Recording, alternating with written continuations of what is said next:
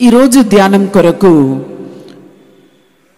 God నై to us, ఇంగ్లీష్లో topic చెప్పాలంటే దేవుడు నాకు సమీపముగా అని ఒక అంశంలో నేను తీసుకున్నాను. ద్వితీయోపదేశ కాండము 4వ అధ్యాయము 7వ వచనంలో, ఏలయనగా మనము ఆయనకు మొర్రపెట్టినప్పుడెల్లా మన దేవుడైన యెహోవా మనకు సమీపముగానున్నట్టు మరి ఏ గొప్ప జనమునకు ఏ దేవుడు సమీపముగా ఉన్నాడు అని ఈ మాటను ఈ వాక్యంలో చదువుతున్నాం. మళ్ళీ మనం చదివి చూస్తే, నిదానంగా చదివి చూస్తే, నేను ఈ వాక్యం అయితే నాకు అలవాటు, నేను కూడా చెప్పాను కదా, నేను చాలా బైబిల్ చదువుతాను. అలా నడుచుకుంటూ కూడా చదువుతాను కొన్నిసార్లు యాప్ పెట్టుకొని. సో అలా చదువుతూ ఉన్నప్పుడు ఈ వాక్యం నేను చూడగానే నన్ను ఈ వాక్యం ఆకర్షించింది. అప్పుడే ఆపి బైబిల్ను వెంటనే నా నోట్ ప్యాడ్ తీసుకొని వెంటనే దాన్ని నోట్ చేసుకున్నాను ఈ వాక్యము. తర్వాత ఖమ్మంకని ప్రిపేర్ చేశాను. ఈ వాక్యంలో ఏమని రాయబడి ఉంది చూడండి, మరలా ఒకసారి చూద్దాము. ఏలయనగా మనము ఆయనకు మొరపెట్టినప్పుడల్లా, అంటే ఏంటి అర్థమండి? ఎప్పుడెప్పుడు మనం ప్రార్థన చేస్తున్నామో మన దేవుడైన యెహోవా మనకు సమీపముగా ఉన్నట్టు, అంటే ఎప్పుడు దేవుడు సమీపంగా ఉంటున్నాడంట? మనం మొరపెడుతున్నప్పుడు ఏం చేస్తున్నాడంట? మనకు సమీపంగా ఉన్నట్టు మరి ఏ గొప్ప జనమునకు ఏ దేవుడు సమీపంగా ఉన్నాడు? మిమ్మల్ని క్వశ్చన్ అడుగుతున్నాడు దేవుడు. ఏమని అంటే, మీరు మొరపెడుతున్నప్పుడు మీకు సమీపంగా దేవుడు ఉన్నట్లు ఏ గొప్ప జనమునకు, మీరందరూ ఎవరండి? గొప్ప జనము. ఏమిటండి? మీరే చెప్పుకోండి, మేము గొప్ప జనం అని. గొప్ప జనము మనము. We are great people. మనం గొప్ప జనము అని చెప్పి బైబిల్ చెప్తుంది. ఎందుకని గొప్ప జనం అయ్యామంట? దేవుడు మనం మొరపెడుతున్నప్పుడల్లా మనకు సమీపంగా ఉన్నాడంట. అక్కడ రాయబడి ఉంది, ఏ గొప్ప జనమునకు ఏ దేవుడు సమీపంగా ఉన్నాడు. ఈరోజు మనం గొప్ప జనం అని చెప్పుకుంటున్న మన భారతదేశంలో ఎన్నో కోట్ల కొలది ప్రజలు ఉన్నారండి. ఈ కోట్ల కొలది ప్రజల్లో మన గొప్పతనము ఏం తెలుసా? అది ఏదో మనము గొప్ప అని కాదు, మనం కలిగి ఉన్న దేవుడు మనకు సమీపంగా ఉన్నాడంట. మీరు మొర పెడుతున్నప్పుడు ఆయన మీకు సమీపంగా ఉన్నాడు కాబట్టి మనము గొప్ప జనం అయినామండి ఈరోజు. హల్లెలూయా. మీరు కూర్చుంటే, ఇక్కడ కూర్చొని ఇంత మంచులో కూడా ఇంతసేపు కూడా మీరు ఆసక్తితో ఎవ్వరు వెళ్ళకుండా అందరూ కూర్చొని ఉన్నారంటే మీరు నిజంగా గొప్ప జనమే. ఇక లైవ్లో చూస్తున్న వారు కూడా అనుకుంటారు, మేము కూడా కూర్చొని చూస్తున్నాం ఇంట్లో నుండి. చాలామంది లైవ్లో చూస్తున్నారు, వారు కూడా గొప్ప జనమే, ఇంతసేపు కనిపెట్టి చూస్తున్నవారు. అయితే ఇక్కడ చూస్తున్నాము మనము ఎంత గొప్ప దేవుడు అని చెప్పి. ఇది ఎవరు ఈ వాక్యం చెప్తున్నారంటే, మోషే ఇజ్రాయేలు ప్రజల గురించి ఆయన చెప్తున్నాడు. మీరు గొప్ప జనము, మీరు కలిగి ఉన్న దేవుడు మీకు సమీపంగా ఉన్నాడు. ఎప్పుడు ఉన్నాడంటే మీరు మొరపెడుతున్నప్పుడు ఉన్నాడు. ఈరోజు మెసేజ్ అదేనండి. మనం కలిగి ఉన్న దేవుడు గొప్ప దేవుడు కనుక మనల్ని కూడా గొప్ప చేశాడు. అయితే ఆది నుండి, మోషే చెప్పడానికి ముందు నుండి మనం చూస్తే దాదాపు 300 సంవత్సరాలు, 300కు పైన సంవత్సరాలు ఇజ్రాయేలు ప్రజలు ఎలా ఉన్నారు? బానిసలుగా ఉన్నారు. ఆ బానిసలుగా ఉంటున్న ఆ రోజుల్లో వారి పనిని బట్టి వారు విసిగిపోయి దేవుణ్ణి వెతికారో ఏమో మనకు తెలియదు. కానీ ఆ రోజుల్లో దేవుడు వారికి సమీపంగా ఉన్నాడా లేదా అని మనం చూస్తే దాని గురించి ఇంకా బైబిల్ గ్రంథంలో చాలా రాయబడి ఉంది. ఆ 300 సంవత్సరం వారి జీవితం ఎలా ఉందండి? 300 పైన సంవత్సరము. ఒకవేళ వీళ్ళు అబ్రహాము, ఈసాకు, యాకోబు, వీళ్ళందరూ యోసేపు కాలము వరకు కూడా ఇజ్రాయెల్ ప్రజలు బాగానే ఉన్నారు. దేవుణ్ణి వెతకడము, ఇంకా తగ్గిపోవడము, మళ్ళీ వెతకడం, అలా ఉన్నారు. కానీ ఈ యొక్క నిర్గమకాండం స్టార్ట్ అయింది చూడండి, అప్పటి నుండి దేవుణ్ణి ఎరుగని ఒక రాజు వస్తున్నాడు ఐగుప్తులో. వారిని అణచివేయగా ఇజ్రాయేలు ప్రజలు దేవుని కన్నా వారి పనిని వారు ఉన్న దేశం అటువంటి దేశం అది. వారు ఉన్న ఆ యొక్క ఐగుప్తు దేశంను మనం గురించి చూస్తే అక్కడ వారు ఉన్న వారి చుట్టూ ఉన్న వాతావరణము, వారికి ఉన్న పరిస్థితి చూస్తే చాలా భయంకరమైనదండి. అది ఎటువంటి పరిస్థితి అంట, అది మనం ఇంకా బైబిల్ గ్రంథంలో మనం చూస్తే సామ్యూయేలు గ్రంథంలో మనం చూస్తున్నాం, సామ్యూయేలు 2వ గ్రంథంలో మనం చూస్తున్నాము, దాని గురించి రాయబడి ఉంది. అంటే దావీదు నాతాను దావీదు యొద్దకు వచ్చి ప్రవచన రీతిగా దావీదుతో మాట్లాడుతున్నాడు. అది మాట్లాడిన తర్వాత దావీదు కొన్ని మాటలు ఆయన చెప్తున్నాడు. ఆ చెప్తున్న మాట ఎవరి గురించి అంటే ఇజ్రాయేలు ప్రజల గురించి ఆయన మాట్లాడుతున్నాడు. అది మనం చూస్తే సామ్యూయేలు 2వ గ్రంథము 7వ అధ్యాయము 22-23 వచనములను మనం చూసినట్లయితే, కాబట్టి దేవా యెహోవా, నీవు అత్యంతమైన ఘనత గలవాడవు. ఈ రీతిగా ఆయన అంటున్నాడు, నీ వంటి దేవుడు ఒక్కడును లేడు. మేము వినిన దానినంతటి బట్టి చూడగా నీవు తప్ప దేవుడెవడునూ లేడు. ఇది ఎవరు చెప్తున్నారంటే, ఈ మాట దావీదు నాతాను వచ్చి మాట్లాడిపోయిన తర్వాత దావీదు దేవుడు ఎంత క్లోజ్గా మనకు ఉంటున్నాడా అని చెప్పి దావీదు మాట్లాడుతున్నాడు. సామ్యూయేలు 2వ గ్రంథము 7:22లో ఆయన అంటున్నాడు, యెహోవా నీవు అత్యంత ఘనత గలవాడవు, నీ వంటి దేవుడు ఒక్కడునూ లేడు. మేము విన్నదానికన్నా బట్టి చూడగా నీవు తప్ప దేవుడెవడునూ లేడు అని అంటున్నాడు. అంత ఖచ్చితంగా ఆయన మాట్లాడుతున్నాడు. ఎవరి గురించి ఇంకా మాట్లాడుతున్నారని చూస్తే, అది మాట్లాడిన తర్వాత నెక్స్ట్ వచనంలో ఆయన ఎవరి గురించి మాట్లాడుతున్నాడంటే ఇజ్రాయేల్ ప్రజల గురించి ఆయన మాట్లాడుతున్నాడు. 23వ వచనంలో ఆయన చూస్తే ఆయన అంటున్నాడు, నీకు జనులగుటకై వారిని నీవు విమోచించినట్లును, నీకు ఖ్యాతి కలుగునట్లును, నీ జనులను బట్టి నీ దేశమునకు భీకరమైన మహాకార్యములను చేయునట్లును, దేవుడవైన నీవు ఐగుప్తు దేశంలో నుండి, ఆ జనుల వశములో నుండి, వారి దేవతల వశములో నుండి నీవు విమోచించిన ఇజ్రాయేలును బట్టి నీ జనులు వంటి జనులు లోకమునందు మరి ఎక్కడ ఉన్నది అని చెప్పి, నేను అన్ని పెద్ద రెఫరెన్స్ అండి అది. నేను ఎన్నిసార్లు ఈ వాక్యం చదివి చదివి చదివి నాకు అర్థం కావాలి కదా తెలుగులో ఎలా ఉంది అని చెప్పి నేను మరలా తమిళ్లో, తెలుగులో, ఇంగ్లీష్లో ఈరోజు మరలా ఈ వాక్యం చదివి చూశాను. ఇది ఎవరి గురించి రాయబడి ఉందంటే, ఇజ్రాయేల్ ప్రజలు ఐగుప్తులో నుండి వారు ఉన్నప్పుడు వారి యొక్క పరిస్థితి ఎలా ఉండేనో ఆయన మాట్లాడుతున్నాడు ఈ యొక్క వాక్యంలో. ఈ సామ్యూయేలు 7వ అధ్యాయం 23వ వచనంలో ఆయన అంటున్నాడు, నీకు జనులగుటకు వారిని నీవు విమోచించినట్లు. ఎవరిని విమోచించినాడంట? నీకు ఖ్యాతి కలిగినట్లు, నీకు జనులను బట్టి నీ దేశమునకు భీకరమైన మహాకార్యములను చేయునట్లును, దేవుడవైన నీవు ఐగుప్తు దేశములో నుండి, ఆ జనుల వశములో నుండి, వారి దేవతల వశములో నుండి నీ విమోచించినావు అని అంటున్నాడు. అంటే ఇజ్రాయేల్ ప్రజలు వారి ఉన్న దేశం ఎటువంటి దేశం అండి? మనం ఉంటున్న దేశం లాగా అని జ్ఞాపకం చేసుకోండి. బహిరంగ సభ కనుక చాలా జాగ్రత్తగా నేను కూడా మాట్లాడాలి. అన్నీ వేరే రీతిగా మాట్లాడితే మైక్లో ఉన్నాము, ఎవరెవరు ఏం అభ్యంతరం కలుగుతుందో, ఎవరికి ఏం అభ్యంతరం కలుగుతుందో తెలియదు. కానీ బైబిల్లో ఉన్నది నేను చెప్తున్నాను.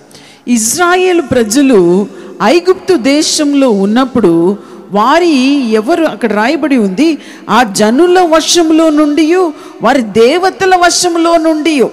అక్కడ ఏం జరిగిందండి? వారిని విడిపించడానికి దేవుడు 10 తెగులును అనుమతించాడు. అవునా కదా? 10 తెగులు. ఈ 10 తెగులు గురించి మనం చూస్తే ఒక్కొక్క తెగులు వెనుక ఒక్కొక్క దేవత ఉందండి. ఒక్కొక్క తెగులు వెనుక ఒక్కొక్క దేవుడు, ఒక్కొక్క దేవతలు ఉన్నాయి. ఆ రోజుల గురించి చెప్తున్నాను, ఇప్పుడు గురించి కాదు. ఎవరైనా చూసుకోవాలని వింటున్న వారు వినండి.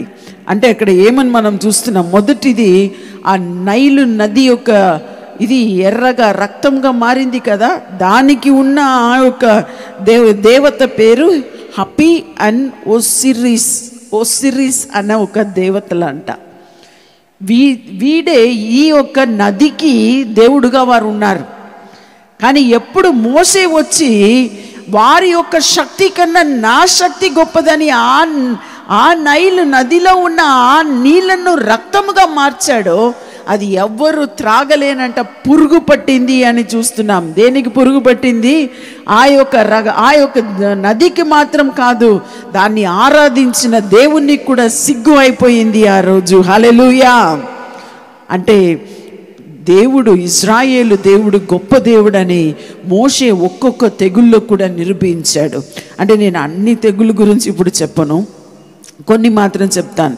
అంటే ఇంకా మనం చూస్తున్నాం, కప్పలు వచ్చింది, ఫ్రాగ్స్ వచ్చింది. అది దానికి విరోధంగా ఫ్రాగ్స్ ఎక్కడి నుండి వచ్చిందంటే వారు ఏం చేశారంటే, ఈరోజు పిల్లలు లేని వారి గురించి జడ్సన్ గారు ఎక్కువ మాట్లాడారు కదా. ఆ రోజుల్లో ఐగుప్తు దేశంలో ఉంటే పిల్లలు లేని వారు ఎవరిని ఆరాధిస్తారంటే తెలుసా? కప్పను, ఫ్రాగ్స్ని ఆరాధిస్తారంట. ఆ ఫ్రాగ్స్ను తొక్కితే, ఎవరైనా యాక్సిడెంట్గా తొక్కితే కొన్నిసార్లు మరణశిక్ష విధించిన సందర్భము కూడా ఉందంట ఆ రోజుల్లో. ఎప్పుడు? ఐగుప్తులో ఇజ్రాయేలు ప్రజలు ఉన్నప్పుడు. అంటే కప్పను తొక్కకుండా జాగ్రత్తగా ఏం చేయాలి? వారు వ్యవసాయం చేస్తున్నప్పుడు జాగ్రత్తగా వారు ఏం చేయాలంట? నడిచి వెళ్ళాలంట. అంటే ఆ దేవత పేరు, ఆ కప్ప దేవత పేరు హెక్విట్, HEQET అని ఉంది ఇంగ్లీష్లో. అంటే the God of Egyptian God of fertility. అంటే ఆ రోజు అక్కడ ఏం జరిగింది? ఆ ఫ్రాగ్స్ను ఏంటి, ఒకటి కాదు, రెండు కాదు, కొన్ని లక్షల సంఖ్యలో. అంటే అది మీ యొక్క తింటున్న ఆహారం ఉన్న ప్లేట్ మీద వచ్చి కూడా కూర్చుంటే ఎవరైనా తినగలుగుతారా? తినలేరు కదా, అసహ్యంగా ఉంటుంది. సో అసహించుకునేటట్టు ఏ దేవుడు అని చెప్పి ఆరాధించారో ఒకటి రెండు ఉంటే పర్వాలేదు, కానీ మీ తింటున్న ప్లేట్లో కూడా వచ్చి అది కూర్చున్నప్పుడు దాన్ని తర్వాత అది చచ్చిపోయి, అది కంపు కొట్టి, అది వాసన వచ్చి, అది ఏంటి, అదో చీ అని అయ్యేటట్టు దేవుడు చేశాడు. అది కూడా వారికి అసహ్యంగా మారింది. ఇంకా మనం చూస్తున్నాము ఆ యొక్క జంతువుల మీదకి వచ్చిన ఆ తెగులు మనం చూస్తున్నాము. అది వచ్చినప్పుడు దానికి కారణము ఇంకొక దేవత అయిన అపీస్ అనేది, APIS అని ఉంది ఇంగ్లీష్లో. ఈ అపీస్ అనే దేవతనే ఈ యొక్క జంతువులన్నిటికీ ఆశీర్వాదానికి కారణం అనుకున్నారు.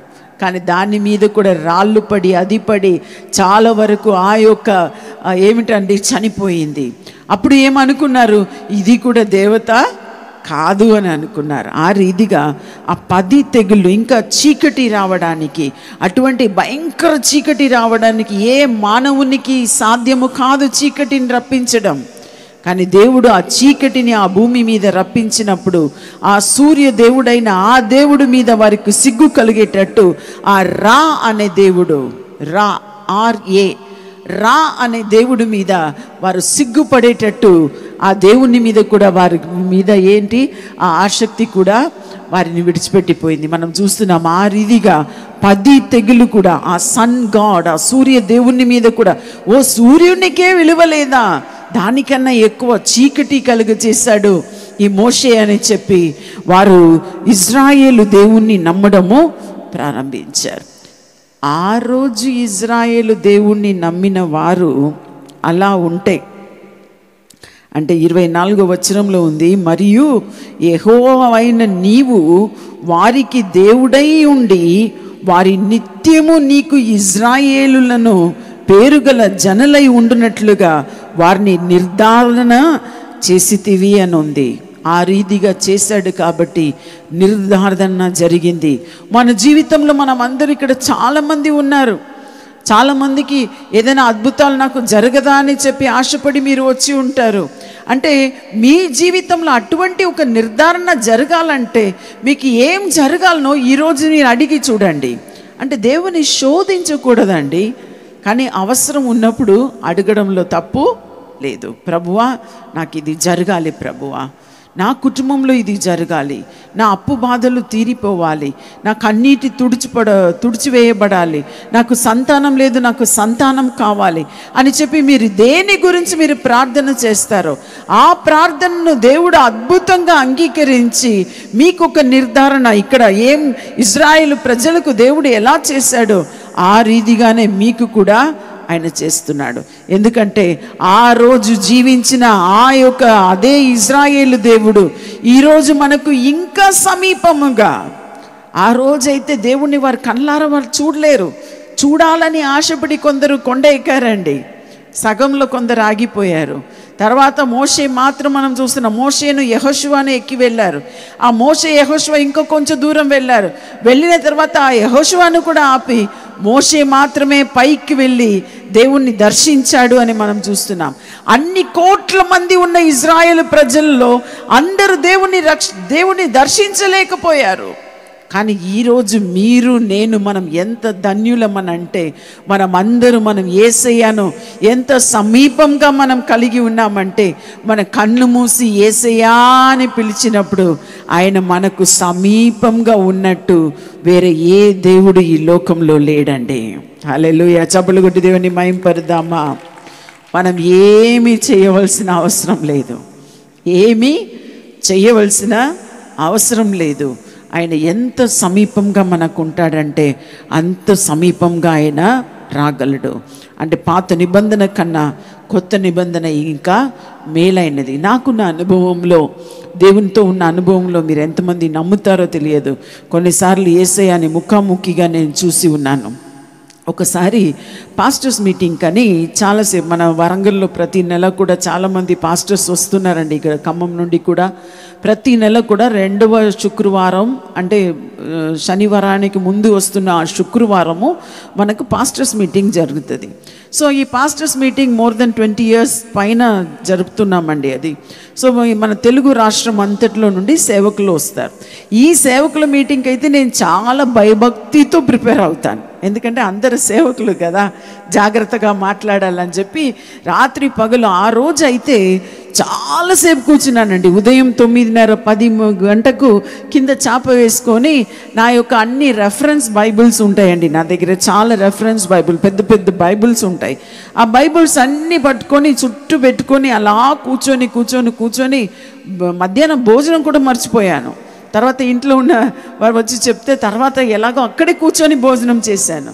అలా కూర్చొని రాత్రి వరకు 1 గంట వరకు కూర్చున్నాను, 1 o'clock వరకు కూర్చున్నాను.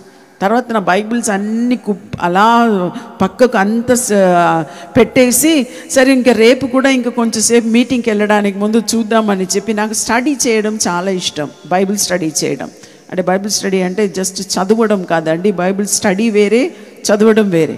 అది చాలా స్టడీ బైబిల్స్ అని కొన్ని బైబిల్స్ ఉంటుంది, డేక్స్ బైబిల్స్, ఇట్లాంటి బైబిల్స్ అవన్నీ చదువుతుంటాను అప్పుడు. ఇప్పుడు అన్నీ ఐప్యాడ్లో వచ్చేసిందండి. సరే పోనీ, అయితే అలా చదువుతూ ముగించాను, పోయి పడుకొని ఆ చాప అలాగే ఉంది. అయితే సడన్గా రాత్రి ఎవరు సడన్గా ఏంటి ఏదో లైట్ లాగా వస్తుంది, మా రూమ్ చీకటిగానే ఉంటుంది, ఏదో లైట్ లాగా వచ్చినట్టు ఉంది అని చెప్పి కొంచెం అలా కన్ను తెరిచి చూశాను. ఎవరో నడిచి వస్తున్నట్టు అనిపించిందండి ఆ చీకట్లో. ఒక తెల్ల వస్త్రం వేసుకొని అలా నడిచి వచ్చి నా తల మీద, నా నెత్తి మీద అలా ఒక చెయ్యి పెట్టి, అలా చెయ్యి పడడం నేను గ్రహించాను.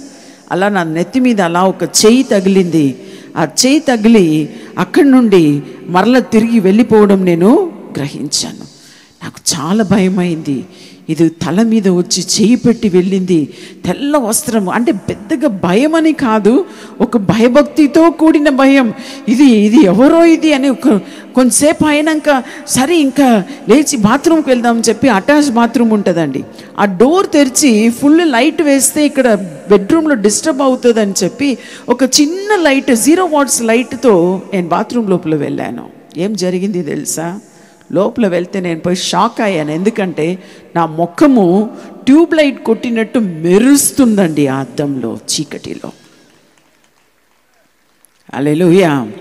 నిజం చెప్తున్నాను, దేవుని యొక్క ఆ వెలుగు నా ముఖంలో కూడా ప్రకాశించుచున్నట్టు నేను చూశాను. ఆ ఆశ్చర్యం చూసి నా ఒళ్ళంతా రోజు రాత్రి అంతా పడుకకు వెళ్ళిన తర్వాత కూడా వణుకుతూనే ఉంది. నెక్స్ట్ రోజు పాస్టర్స్ మీటింగ్లో అద్భుతంగా దేవుడు నన్ను వాడుకున్నాడండి. ఆశ్చర్యమైన రీతిగా అనేక అద్భుతాలు జరిగింది, అనేక సూచక క్రియలు ఆ రోజు జరిగింది. ఎన్నో సంవత్సరాల క్రితం ఇది జరిగింది. ఇటువంటి అనుభవాలు ఇంకా కొన్ని ఉన్నాయి. అవన్నీ చెప్తే ఆల్ నైట్ ప్రేయర్ అయిపోతుంది. సో ఇప్పుడు అవన్నీ నేను చెప్పను. ఈ మెసేజ్కి కావాల్సింది, మన దేవుడు ఎంత సమీపంగా రాగలడండి. మిమ్మల్ని వెతుక్కుంటూ ఎమ్మావూరు వెళుతున్న మార్గంలో శిష్యులను వెతుక్కుంటూ యేసయ్య వచ్చి వారితో కలిసి నడిచి వారితో ఇంటికి వెళ్ళి వారితో మాట్లాడి ఆయన బైబిల్లో ఉన్న డౌట్, అంటే వారికి పునరుద్ధానం గురించి ఉన్న డౌట్ అన్నిటినీ క్లియర్ చేశాడు యేసయ్య. ఆ రీతిగానే ఈరోజు కూడా ఒకవేళ మనం ఆ రోజు యేసయ్య మాత్రమే ఉన్నాడు, కానీ ఈరోజు మనం పరిశుద్ధాత్మను కలిగి ఉన్నాం. ఆయన అంతకన్నా ఎక్కువగా ఆయన ఏం చేస్తాడంటే ఇంకా సమీపంగా, మనకు చాలా సమీపంగా ఆయన రాగలడు. చాలా సమీపంగా మీతో మాట్లాడగలడు, వ్యక్తిగతంగా మీతో మాట్లాడగలడు. ఒక్కొక్కరితో ఒక్కొక్క రకంగా. కొన్నిసార్లు శామ్ వచ్చి చెప్తాడు, దేవుడు నాతో ఇలా మాట్లాడాడని. నేనేమంటాను, కొన్నిసార్లు నాతో దేవుడు ఇలా మాట్లాడాడు అలా మాట్లాడాడు అని నేను చెప్తూ ఉంటాను. ఎక్కువ వాక్యము నుండి మాట్లాడుతూ ఉంటాడు. అది మాత్రం కాదు, వ్యక్తిగత జీవితంలో కూడా ఏం చేయాలి ఏం చేయకూడదని చాలా విషయాల్లో, మా పిల్లల పెళ్లి విషయంలో 2 కుమార్తెలకు పెళ్లి అయింది. 2 కుమార్తె పెళ్లి విషయంలో కూడా దేవుడు చక్కగా మాట్లాడాడు, అద్భుతంగా మాట్లాడాడు. ఆయన మాటలను విని లోబడి ఆయన చెప్పినట్టే ఈ 2 పెళ్లిళ్ళు చేసినాం. 2 పిల్లలు కూడా చాలా మంచి ఒక కాపురము వారు చేస్తూ ఉన్నారండి. ఒక కూతురు సైంటిస్ట్గా ఉంది, ఇంకొక కూతురు చెన్నైలో ఉంది. ఆమె ఒక పెద్ద బిజినెస్ మ్యాన్. మీకు తెలుసు, ఒకవేళ చెన్నై తెలిసి ఉంటే క్వీన్స్లాండ్ అని చెప్తారు, ఆ యొక్క ఓనర్గా ఉన్నాడు అల్లుడు. ఆ రీతిగా దేవుడు 2 కుమార్తెలను కూడా దీవించాడు. సో ఇంకా మనం చూస్తే వాక్యంలో సమూయేలు 2వ గ్రంథంలో మనం చూస్తే 7వ అధ్యాయంలో అక్కడ రాయబడినట్టు మనం చదివినాం ఆల్రెడీ.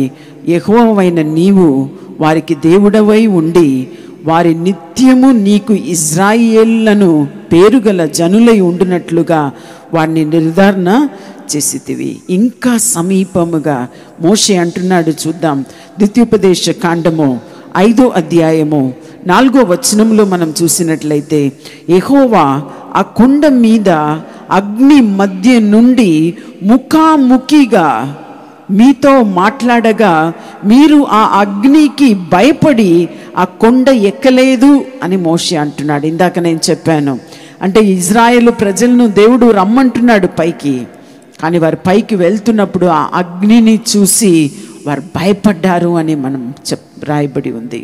అంటే ఈరోజు ఒకవేళ దేవుని గురించిన భయభక్తి ఉండడం మంచిదండి. దేవుని గురించి ఏం ఉండొచ్చు? భయభక్తి ఉండొచ్చు, కానీ భయం ఉండకూడదు. భయం ఎవరికి వస్తుంది తెలుసా? పాపంలో జీవిస్తున్న వారికే భయం వస్తుందండి. మీరు పాపంలో జీవిస్తున్నారా, మీకు భయం వస్తుంది. లేదా మీకు ఏమొస్తుంది తెలుసా? భయభక్తి వస్తుంది. సో భయభక్తి కావాలన్నా భక్తి కావాలన్నా ఈరోజు మీకు ఇప్పుడే మీరు భయంలో ఉన్నట్టు ఉందండి.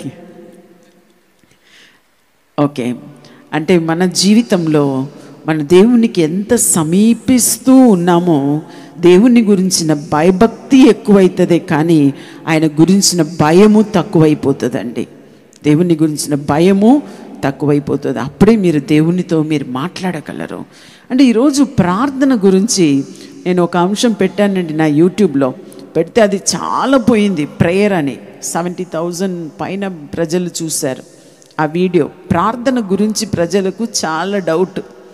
ఈరోజు చాలామంది నన్ను అడుగుతారు, ఎంతసేపు ప్రేయర్ చేస్తారండి, ఎన్ని గంటలు ప్రేయర్ చేస్తారండి, మీకు ఇంత అభిషేకం దేవుడు ఇచ్చాడు, మీరు ఎలా పొందుకున్నారు, అది ఇది అని అడుగుతూనే ఉంటారు. వారికి నాకు ఆన్సర్ లేదు.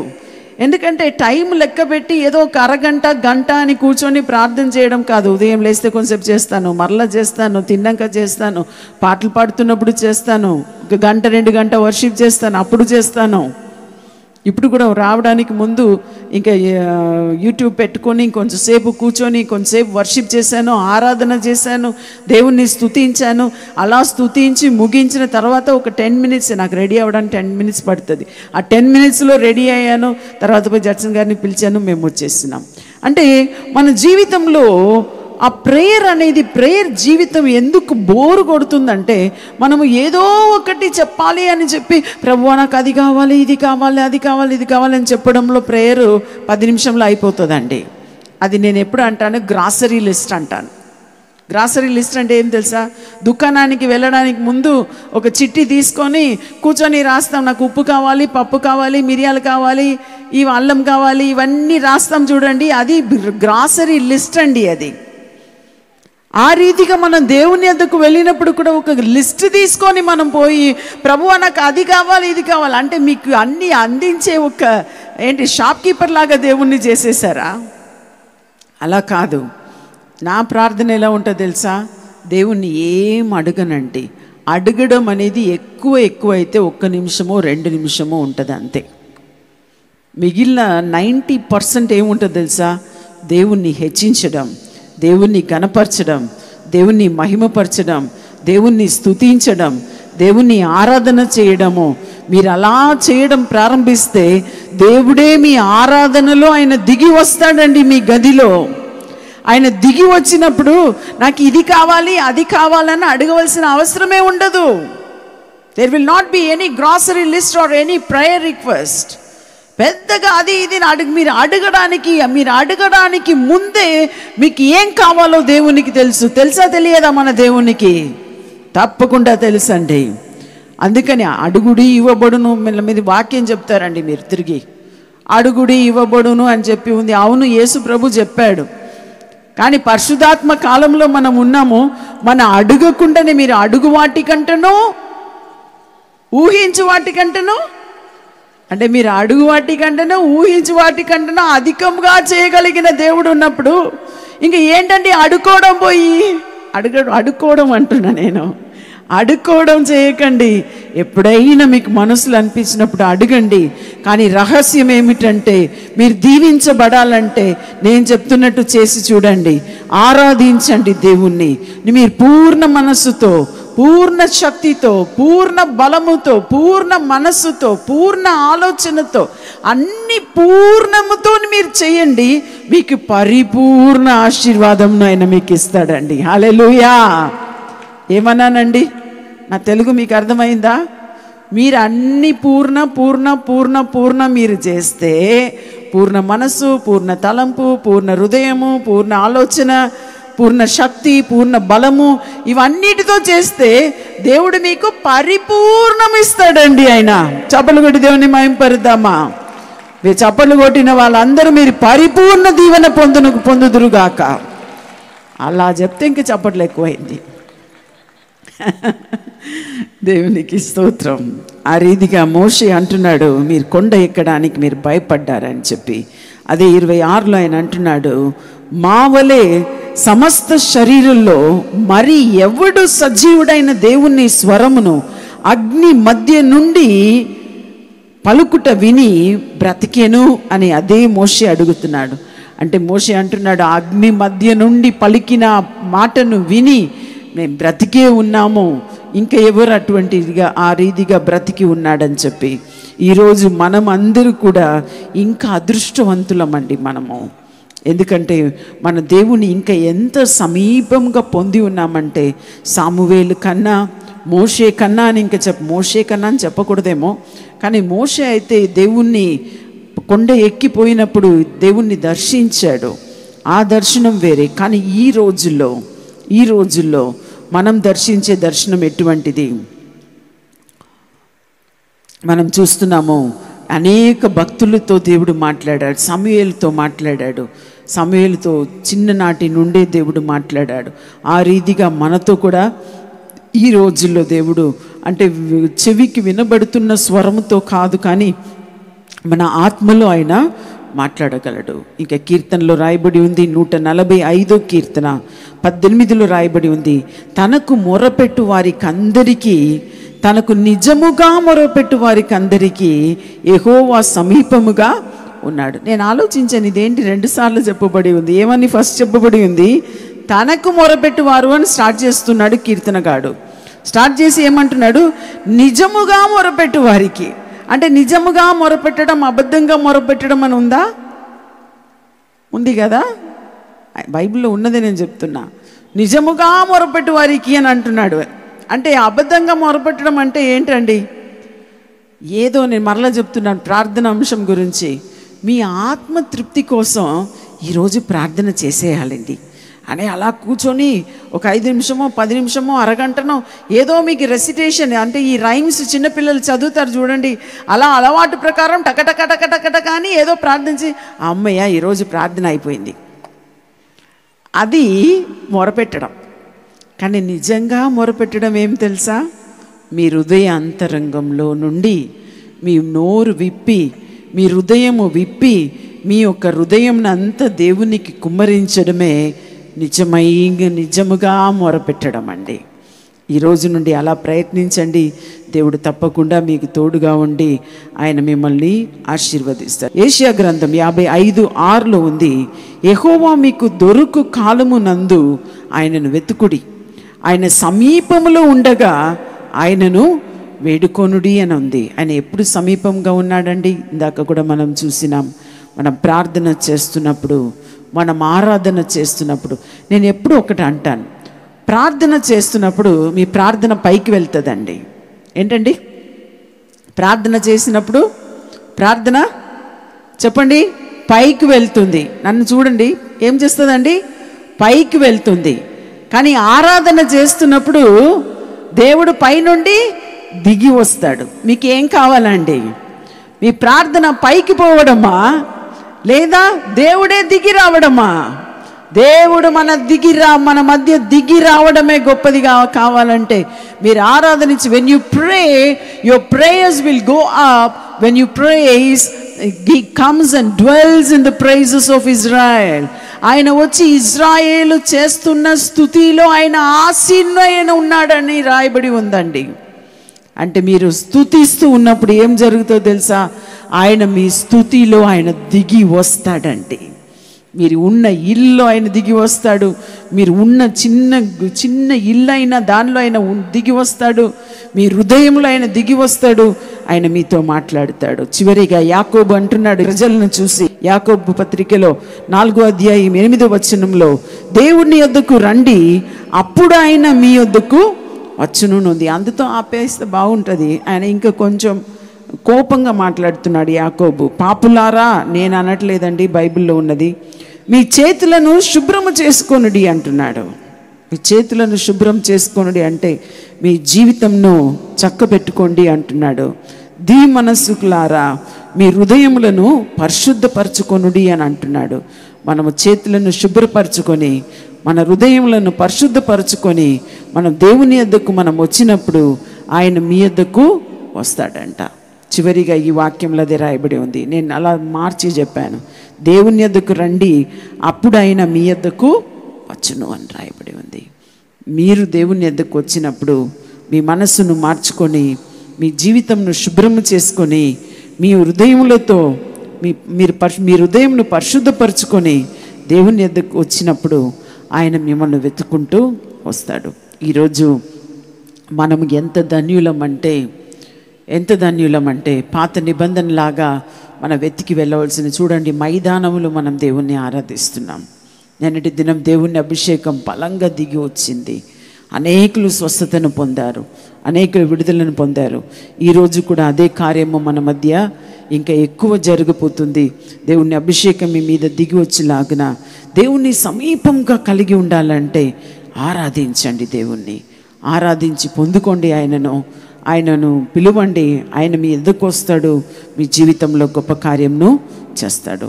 నా ప్రశ్న అయ్యి, నాకు ఆ కుట్లకు కాడ కడుపులో ఇంకా నొప్పి ఉందన్నమాట. అది విందాక మీరు పిలిచినప్పుడు నాకు అది తగ్గిపోయింది. లోన్ నుంచి బయటకి చూడండి ఎంత అద్భుతం. చూడండి, వారికి ఆపరేషన్ అయ్యి 3 నెలలు అయిందా? 3వ నెల అయిందంట. నొప్పి అస్సలే తగ్గలేదంట.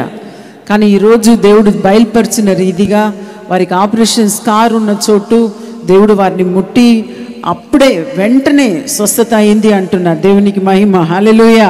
ఫస్ట్ రోజు సాక్ష్యం కూడా అండి, మీరు నాకు అన్నారు, మీకు పొట్ట కింది భాగం నొప్పి అమ్మ, నీకు వాంతింగ్ వచ్చినట్టు ఉంటుంది అన్నారుగా. మీ కడుపు భాగంలో కింద భాగం అండి, కడుపు అడుగు భాగంలో మీకు అప్పుడప్పుడు తరచుగా మీకు నొప్పి వస్తుంది. ఆ నొప్పిని బట్టు దేన్ని బట్టు, కానీ మీకు అప్పుడప్పుడు వాంతి కూడా వస్తుంది దాన్ని బట్టి, లేదా వాంతి వస్తున్నట్టు అనిపిస్తుంది. లైక్ కొన్నిసార్లు రాదు, వాంతి వస్తున్నట్టు అనిపిస్తుంది, కానీ ఆ కడుపులో బాగా నొప్పి వస్తుంది.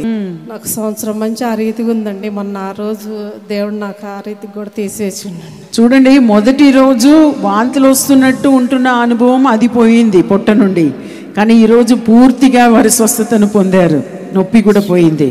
Thank you father for touching her Lord in Jesus name master. Amen. ఎడమ కాలు, ఎడమ చెయ్యి, ఈ కన్ను, ఇది భాగం మొత్తం పక్షవాతం వచ్చిందండి. అసలు కూర్చోలేవను, నిలబడలేవను. ఇప్పుడు అమ్మగారు చెబుతుంటే కాలంతా వణుకుడు వచ్చింది. కాలంతా వణుకుడు వచ్చింది. కాలంతా వణుకుడు వచ్చి ఇట్లా పెట్టుకున్న చెయ్యి కొంచెం ఇట్లా అన్నది. చూడండి, ఇట్లా ఇక్కడ చూడండి, పక్షవాతంతో వచ్చిన సహోదరి ఇట్లా పెట్టుకొని వచ్చిన ఆ చెయ్యి దేవుణ్ణి అగ్ని వచ్చినప్పుడు వారికి వణుకుడు వచ్చిందంట. ఇప్పుడు చెయ్యి కింద వరకు వచ్చింది చూడండి, ఇంకా కింద చేయండి. Lord in Jesus name lord. చూడండి, స్ట్రైట్ అయింది చెయ్యి, ఇలా కిందికే రాదంట. ఈ చెయ్యి కిందికే రాదంట, పక్షవాతంతో వచ్చారు వాళ్ళు. పైకి కిందికి చేయండి, ఇంకా చెయ్యి పైకి కిందికి చేయండి. వీలైతే చేయండి అమ్మా, కష్టపడవద్దు. ఉంది నొప్పి కొంచెం తగ్గింది. నొప్పి తగ్గింది. కాలు కూడా నడవగలుగుతున్నారా?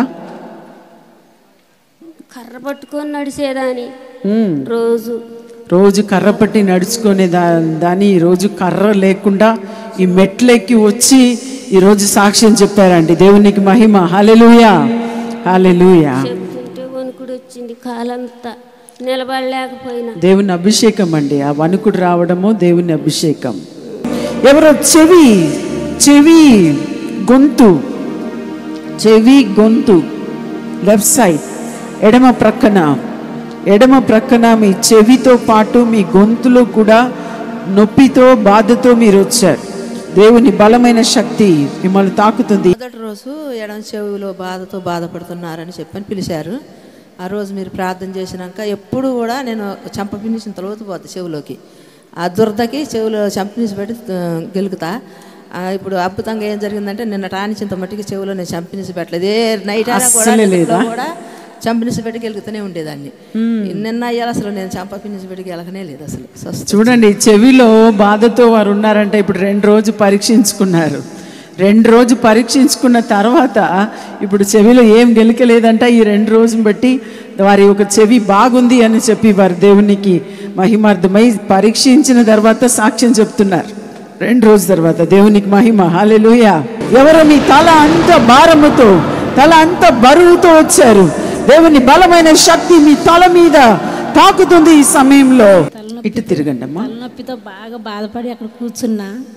మీరు పిలిచారు, తలనొప్పితో ఒక సోదరి బాధపడుతున్నారని ప్రేర్ చేస్తున్నారు. నాకు తలనొప్పి స్వస్థపరిచింది. ఎవరో తల పోసినట్టు నీళ్ళు అదే దేవుడు బయలుపరిచారు. తలంత భారముతో నొప్పితో వచ్చారు. ఎంతసేపు అలా ఉండే మీకు నొప్పి? నిన్నటి నుంచి బాగా నొప్పి ఉంది. అట్లనే మళ్ళీ ప్రేయర్లు అట్లనే ప్రేయర్ చేసుకుని వెళ్ళిపోయినా. కానీ ఇప్పుడు ఎలా ఉంది? ఇప్పుడు స్వస్థపరిచారు దేవుడు, పూర్తిగా దేవుడు స్వస్థపరిచారంట. చప్పలు కూడా దేవుని మహిమపరుద్దాం. ఇంకొకరు ఎవరో కుడి కన్నులో, నేను చెప్తున్న వారు ఒకవేళ ఇక్కడ ఉంటే త్వరగా మీరు నిన్న వచ్చిన రీతిగా నేను చెప్తున్న బాధతో ఉంటున్న వారు పైకి మీరు రావచ్చు. తల భారము, తల బరువు, తల అంత బరువుతో ఎవరో కొట్టినట్టు, మండినట్టు నొప్పితో బాధతో మీరు వచ్చారు. దేవుని బలమైన శక్తి మిమ్మల్ని తాకుతుంది. కుడి కన్ను నొప్పి లేస్తుంది, తలంతా బరువుగా ఉందని పిలిచింది అమ్మగారు. అది తల మీద ఏదో తాకినట్టుండి అది తగ్గిపోయింది. దేవునికి స్తోత్రం. హల్లెలూయా.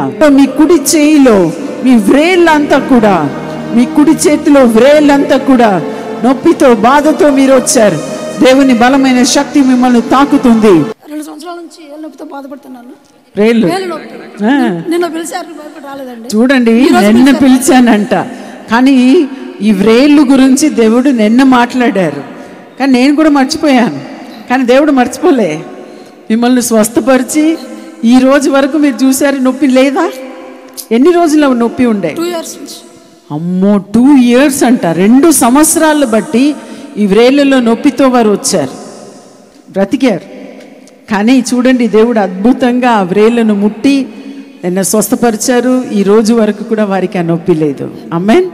Thank you Lord Jesus. Thank you for touching him Lord in Jesus name. అయ్యగారు ప్రవచనంగా నాతో మాట్లాడారు. మరి గర్భఫలం లేని వారి కొరకు మాట్లాడినప్పుడు మరి కరోనా టైంలో మరి భర్త చాలా ఇబ్బంది పడ్డారు, ఇదే గుర్తని చెప్పారు. నేను ఎవరైనా వస్తారేమో అని వెయిట్ చేశాను, కానీ మా టీం వాళ్ళు అయితే నేను సాక్ష్యం చెప్పడానికని వచ్చాను, ప్రేయర్ చేయించుకున్నాను. 2 ఏళ్ల నుంచి నాకు మూతి వంకర, కన్ను మూతపడిపోవటం, చెవి పోటుందండి. ప్రార్థనకు వచ్చిన కొద్దిగా స్వస్థత కలిగింది నాకు. కన్ను చెవిపోట, కన్ను చెవిపోటు, ఎడమ కన్నా కుడి కన్ను, చెవిపోటు, మూతి వంకర. చూడండి, 3 మూతి వంకగా ఉంటదంట, కన్ను చెవి అంతా కూడా బాధతో వచ్చారు. అమ్మగారు పిలిచారు కదా, దేవుడు పిలిచాడు. ఎంత స్పష్టంగా మిమ్మల్ని పిలిచారు. పిలిచినప్పటి నుండి ఇప్పుడు పర్వాలేదా మీకు? తగ్గింది.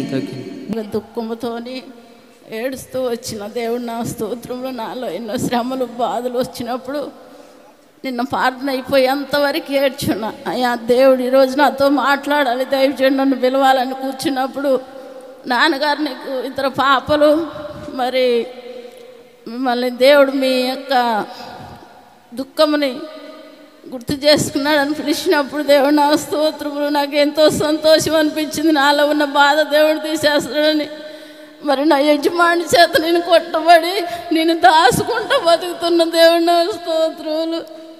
మరి ఆ దుఃఖం నుంచి నన్ను దేవుడు విడిపిస్తాడని నమ్మి ఉన్న దేవుడు నా స్తోత్రములు. మరి నేనంతా ఏడ్చిన ప్రార్థనలో మరి చిన్న సాక్ష్యం దేవుడు దీవించిన కాక నా భర్త గారు మారేటట్టు ప్రార్థన చేయాలి. ఆమేన్. ప్రభు మిమ్మల్ని గుర్తించాడు కదా, ఎన్నో వేల ప్రజల మధ్యలో మిమ్మల్ని గుర్తించాడు. సాక్షి ఉంగ సాక్షిదా వందరికి. ప్రభుకే మహిమ. దాయిగా నొప్పింది, ఇందాక ఈ ఫ్లో వచ్చింది, ప్రార్థన చేసేలా తక్కువైంది కొద్దిగా. ఎక్కడ నొప్పి?